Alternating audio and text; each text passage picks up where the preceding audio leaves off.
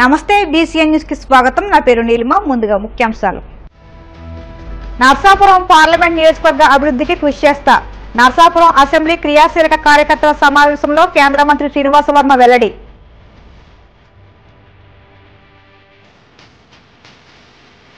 కమనీయంగా ఒంటిమిట్ట శ్రీ కోదండరాముడి కళ్యాణం. రాష్ట్ర ప్రభుత్వం తరపున పట్టు వస్త్రాలు సమర్పించిన సీఎం చంద్రబాబు దంపతులు.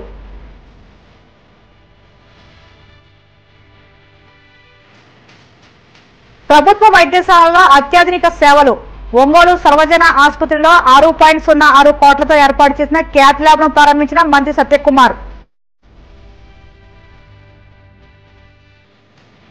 జగన్ ఫ్యామిలీ సహా అందరిపైన ఐటీడీపీ నేతలు కార్యకర్తలు ఇష్టానుసారం ట్రోల్స్ చేస్తున్నారు. వైసీపీ రాష్ట్ర అధికార ప్రతినిధి శ్యామల ఫైర్. ప్రతి గ్రామంలో అభివృద్ధి కార్యక్రమాలు చేపడతానని, నర్సాపురం పార్లమెంట్ అభివృద్ధికి కృషి చేస్తానని నర్సాపురం అసెంబ్లీ క్రియాశీలక కార్యకర్త సమావేశంలో కేంద్ర మంత్రి భూపతిరాజు శ్రీనివాస వర్మ పేర్కొన్నారు. పశ్చిమ గోదావరి జిల్లా నర్సాపురం స్టీమర్ రోడ్లో నిర్వహించిన అసెంబ్లీ క్రియాశీలక కార్యకర్తల సమావేశానికి ఆయన ముఖ్య అతిథిగా హాజరయ్యారు. ఈ సందర్భంగా ఆయన మాట్లాడుతూ ప్రధాని మోదీ 2047 నాటికి భారతదేశాన్ని అభివృద్ధి చెందిన దేశంగా మార్చడమే లక్ష్యంగా కృషి చేస్తున్నారని, ప్రపంచంలో 4వ ఆర్థిక శక్తిగా ఉన్న మన దేశం త్వరలోనే 3వ ఆర్థిక శక్తిగా ఎదుగుతుందన్నారు. ఒక సాధారణ కార్యకర్త సైతం కేంద్ర మంత్రిగా, ప్రధానిగా అయ్యే అవకాశం బీజేపీలో మాత్రమే ఉందన్నారు. పార్టీ కోసం కష్టపడి పనిచేస్తున్న ప్రతి కార్యకర్తకు గుర్తింపు ఉంటుందని, దేవాలయ, మార్కెట్ యార్డ్ కమిటీలలో బీజేపీ కార్యకర్తలకు సముచిత స్థానం దక్కేలా కృషి చేస్తానని ఆయన తెలిపారు. నర్సాపురం అసెంబ్లీలో భారతీయ జనతా పార్టీ క్రియాశీలక సభ్యుల యొక్క సమావేశం నిర్వహించడం జరిగింది. ఏదైతే పార్టీ కార్యక్రమాల్లో భాగంగా రాష్ట్ర వ్యాప్తంగా అన్ని అసెంబ్లీల్లో క్రియాశీలక సభ్యుల సమావేశాలు నిర్వహిస్తున్నాం. అందులో భాగంగా ఇవాళ నర్సాపురంలో జరిగినటువంటి సమావేశానికి క్రియాశీలక సభ్యులంతా కూడా హాజరు కావడం జరిగింది. నరేంద్ర మోడీ గారు ఆలోచన ఏదైతే ఉందో, వికసిత్ భారత్ 2047 విజన్ ఏదైతే ఉందో ఆ విజన్ ఆధారంగా మనం అంతా కూడా పనిచేయాలి. పార్టీ కార్యక్రమాలను ముందుకు తీసుకువెళ్ళాలి. అదేవిధంగా కేంద్రంలో, రాష్ట్రంలో కూటమి ఆధ్వర్యంలో జరుగుతున్నటువంటి అభివృద్ధిని ప్రజల దృష్టికి పెద్ద ఎత్తున తీసుకువెళ్లాలనేటువంటి నిర్ణయం చేయడం జరిగింది. ఇవాళ కేంద్రంలో నుంచి పెద్ద ఎత్తున నిధులు రాష్ట్రానికి వస్తున్నాయి. రాష్ట్ర ముఖ్యమంత్రి గారు పవన్ కళ్యాణ్ గారు, ఉప ముఖ్యమంత్రి గారు అహర్నిశలు కష్టపడుతున్నారు. మేము కూడా కేంద్ర మంత్రిగా మా వంతు ప్రయత్నం మేము చేస్తున్నాం. నర్సాపురం పార్లమెంట్లో కూడా పలు అభివృద్ధి కార్యక్రమాలు, నిధులు తీసుకొస్తున్నాం, గ్రాంట్లు తీసుకొస్తున్నాం. వీటన్నిటి ఆధారంగా గ్రామాల్లో కార్యకర్తలు పనిచేయాలనేటువంటి ఒక దిశానిర్దేశం చేయడం జరిగింది. రాష్ట్రాన్ని శ్రీరాముని ఆదర్శాలతో పాలించి రామరాజ్యంగా తీర్చిదిద్దడమే తన ధ్యేయమని ముఖ్యమంత్రి చంద్రబాబు స్పష్టం చేశారు. కడప జిల్లా ఒంటిమిట్టలోని శ్రీ కోదండరామస్వామి వారి కళ్యాణోత్సవంలో పాల్గొన్న ఆయన రాముల వారి ఆశీస్సులతో రాష్ట్రాన్ని సుభిక్షంగా మారుస్తానని ప్రతిజ్ఞ చేశారు. ఈ సందర్భంగా ముఖ్యమంత్రి దంపతులు రాష్ట్ర ప్రభుత్వం తరపున స్వామివారికి పట్టు వస్త్రాలు, ముత్యాతాంబూలాలు సమర్పించారు. అనంతరం భక్తులను ఉద్దేశించి చంద్రబాబు మాట్లాడుతూ సీతారాముల కళ్యాణం ఎంత వైభవంగా జరిగిందని, వారి దాంపత్యం అందరికీ ఆలస్యమని కొనియాడారు. పరిపాలన అంటే శ్రీరాముని పాలనలా ఉండాలని, అప్పుడే ప్రజలందరూ సుఖ సంతోషాలతో ఉంటారని తెలిపారు.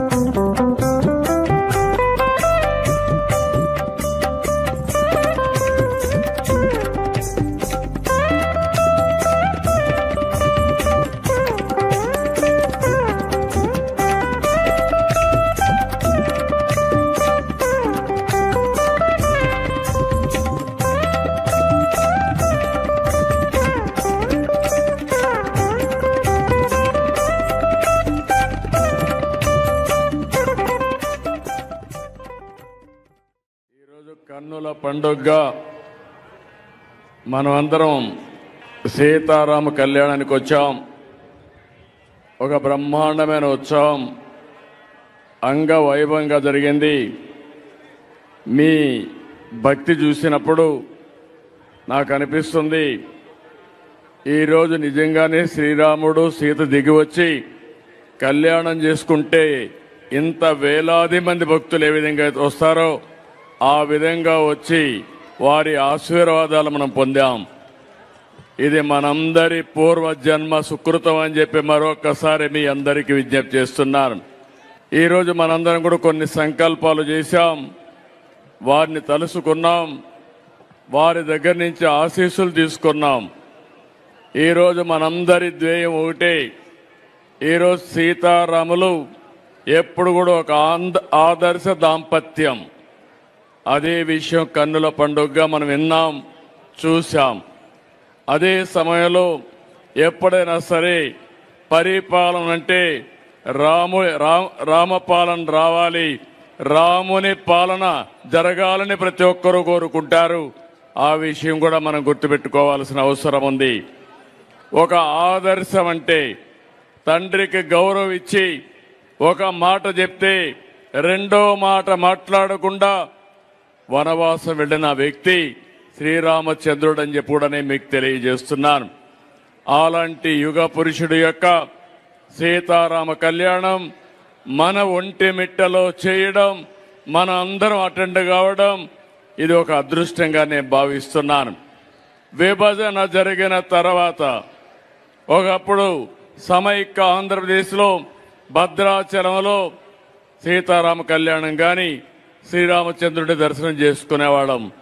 అలాంటి సమయంలో విభజన జరిగిన తర్వాత మనం ఇక్కడ చేయాలని ఒంటి మిట్టలో ప్రభుత్వ పరంగా అఫీషియల్గా డిక్లేర్ చేసి అప్పటి నుంచి ఈ యొక్క ఒంటిమిట్ట దేవాలయాన్ని అభివృద్ధి చేసుకుంటూ వచ్చాం. మొట్టమొదటిసారిగా ఈ ఒంటిమిట్ట దేవాలయాన్ని దేవస్థానానికి ఇచ్చి వెంకటేశ్వర స్వామి కన్నుసన్నల్లో ఈ దేవాలయ పాలన జరగాలని చెప్పి నిర్ణయించాం. అది జరిగి కూడా ఈరోజు దగ్గర 10 సంవత్సరాలు అవుతా ఉంది. ఇది కూడా ఒక చరిత్ర. ఈరోజు 11వ శతాబ్దంలో ఈ టెంపుల్ కట్టారు, ఏకశిల. ఈరోజు మన కుటుంబం కోసం మనం ఆలోచిస్తాం, ఒకరికొకరు భద్రత ఇస్తాం, కష్టాల్లో ఉంటే ఆదుకుంటాం. ఇలాంటి వ్యవస్థ ప్రపంచంలో వేరే దేశాల్లో లేదు.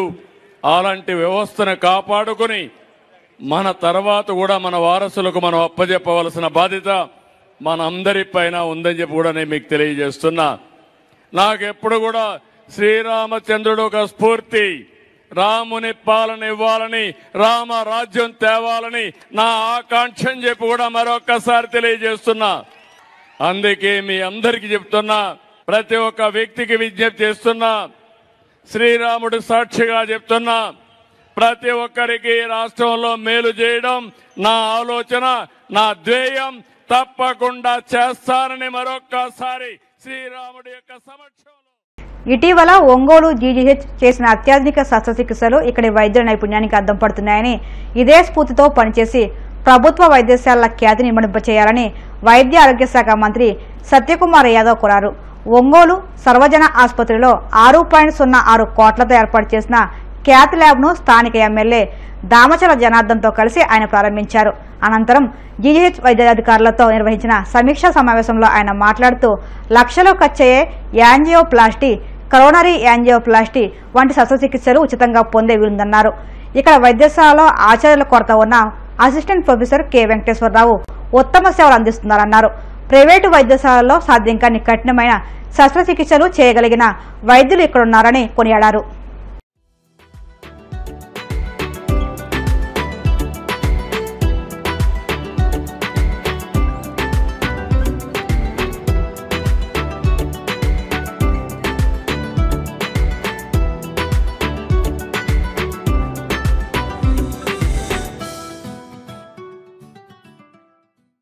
జనరల్ హాస్పిటల్లో కొత్తగా ఒక క్యాత్ ల్యాబ్ ని ప్రారంభించడం జరిగింది. ఇంటెన్సివ్ కార్డియాక్ కేర్ యూనిట్ కూడా ప్రారంభించడం జరిగింది. ఇప్పటిదాకా కార్డియాలజీ డిపార్ట్మెంట్ గత 4 నెలల్లో గతంలో ఇప్పుడు యాంజియోలు కూడా చేసిన నేపథ్యం లేదు. రాష్ట్రంలో కూటమి ప్రభుత్వం వచ్చిన తర్వాత కార్డియాలజీ డిపార్ట్మెంట్ ఒక 51 యాంజియోగ్రాములు చేయడం జరిగింది.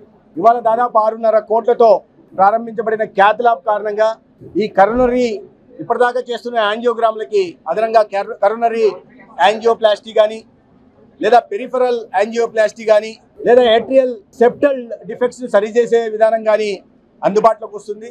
తద్వారా పేదలకి 1.5 లక్షల నుంచి అంటే దాదాపు 2 లక్షల విలువ చేసే సర్జరీలు చేయడానికి యాంజియోప్లాస్టీ చేయడానికి అవకాశం కలిగింది.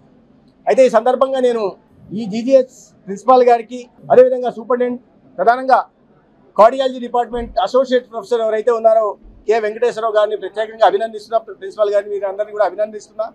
ఎందుకంటే ప్రొఫెసర్ కొరత, అసిస్టెంట్ ప్రొఫెసర్ల కొరత ఉన్నప్పటికీ కూడా కార్డియాలజీ యూనిట్లో 4 ఉండాల్సి ఉంటే కేవలం తన ఒక్కరే ఉంటూ కార్డియాలజీ డిపార్ట్మెంట్ స్ట్రెంథెన్ చేసే దిశగా పనిచేస్తున్నారు. సర్జికల్ ఆంకాలజీ డిపార్ట్మెంట్లో కూడా ఇటీవల మోకాలికి సంబంధించి ట్యూమర్ని తొలగించి ఈ ట్యూమర్ ప్రోస్థెసిస్ చేయడం కానీ, కార్సినోమా థైరాయిడ్ వస్తే వాటిని సరిచేసే ప్రయత్నం కానీ, ఇటువంటి అంటే 8 లక్షల నుంచి దాదాపు 12 లక్షలు విలువ చేసే సర్జరీలు ఏవైతే ఉన్నాయో ప్రైవేట్ ఆసుపత్రులు కూడా చేయలేని సర్జరీలని ఒంగోలు జీజీహెచ్లో చేయడం జరిగింది. ఆ సందర్భంగా నేను ప్రిన్సిపాల్ని, సూపరింటెండెంట్ని, డాక్టర్లను, దీనిలో పాల్గొన్న డాక్టర్లందరినీ కూడా అభినందిస్తున్నా. సపోర్టింగ్గా ఉంటున్న ఆర్థోపెడిక్ కానీ లేదా అనెస్థీషియా డిపార్ట్మెంట్ కానీ లేదా జనరల్ మెడిసిన్ కానీ లేదా రేడియాలజీ డిపార్ట్మెంట్లో ఉంటున్న టీంని కూడా నేను అభినందిస్తున్నా. మిత్రులారా, ఇవాళ జీజీహెచ్లో చాలా అనుభవం కలిగిన డాక్టర్లు ఉన్నారు, చాలా మంచి సర్జరీలు చేయగలిగిన డాక్టర్లు ఉన్నారు. ఇబ్బంది ఏమిటంటే మంచి బిల్డింగ్ ఉన్నప్పటికీ, భవనం ఉన్నప్పటికీ సిబ్బంది కొరత చాలా తీవ్రంగా ఉంది. 0 వేకెన్సీ పాలసీ పేరుతో ఆర్భాట ప్రకటనలు చేసిన గత ప్రభుత్వం దీనికి సమాధానం చెప్పాల్సి ఉంది. ఎందుకంటే 15 నెలలుగా మేము సమీక్షలు నిర్వహిస్తుంటే ఎక్కడ చూసినా కొరతలు ఉన్నాయి. అదే పత్రికల్లో మళ్ళీ రాస్తుంటారు. నేనే రాజకీయాలు కానీ ఉన్న పరిస్థితిని, వాస్తవాల్ని ప్రజల ముందు పెట్టాల్సిన అవసరం ఉంది. అది చేయకుండా ప్రజల్ని మభ్యపెట్టేలాగా అసత్య ప్రచారాలు చేయడం మంచిది కాదు. 613 టీచింగ్, నాన్ టీచింగ్ స్టాఫ్ ఉండాల్సి వస్తే 357 ఖాళీలు ఉన్నాయంటే ఎటువంటి పరిస్థితుల్ని వారసత్వంగా చంద్రబాబు నాయుడు గారి నాయకత్వంలోని కుటుంబ ప్రభుత్వం తీసుకుందనే ప్రయత్నం చేయాలి. అయితే వీటిని సరి చేయకుండా గతంలో 0 వేకెన్సీ పాలసీ అని మాట్లాడేసి ఇక్కడ చూస్తే 60% ఖాళీలు ఉన్నాయి. హెల్త్ ఫెసిలిటీకి పోయినా, అది టెర్షరీ హెల్త్ ఫెసిలిటీ అయినా లేదా సెకండరీ అయినా ప్రైమరీ అయినా కూడా ఎక్కడికి వెళ్ళినా కూడా ఇదే పరిస్థితిలో వేకెన్సీస్ ఉంటున్నాయి. కానీ 0 వేకెన్సీ పాలసీని గతంలో ఆర్భాట ప్రకటనలు చేసుకునేవారు, ఈ రోజు కూడా అదే అసత్య ప్రచారాలు చేస్తున్నారు. ఈ నేపథ్యంలో వీటిని అన్ని సరి చేయడం, ఇన్ఫ్రాస్ట్రక్చర్ కొరతలను తీర్చడం, అదేవిధంగా ప్రధానంగా హెచ్ఆర్ కొరతలను తీర్చగలిగితే అద్భుతాలు, ప్రభుత్వ రంగంలో వైద్యులు కూడా అద్భుతాలు సృష్టించగలరనే విషయాన్ని ఇటీవల గుంటూరులో చేస్తున్న 108 ట్రాన్స్ప్లాంటేషన్ ఓపెన్ హార్ట్ సర్జరీలు కానీ 3 హార్ట్ ట్రాన్స్ప్లాంటేషన్ జరిగారు. ఇటీవల విమ్స్లో లివర్ ట్రాన్స్ప్లాంటేషన్ కూడా జరిగింది. ప్రజలకి, ముఖ్యంగా పేదలకి, అనారోగ్యంతో బాధపడుతున్న వారికి ప్రభుత్వ రంగ వ్యవస్థల పట్ల విశ్వాసం పెంచగలిగిన ఈ సమర్థత కలిగిన డాక్టర్లు కూడా ప్రభుత్వ రంగంలో ఉన్నారు. మరి కాస్త మోటివేషన్ ఉంది. ఈ నేపథ్యంలో కూడా ఆ ప్రతికూలల మధ్య కూడా పనిచేస్తున్నందుకు నేను నిజంగా వైద్య సిబ్బందిని అభినందిస్తున్న. రెండో వైపు, ఏ పవిత్ర వృత్తిని మీరు ఎన్నుకున్నారో ఆ పవిత్ర వృత్తికి అంకిత భావంతో పనిచేయాలని. ఇప్పుడు కాసేపు ప్రకటనలు.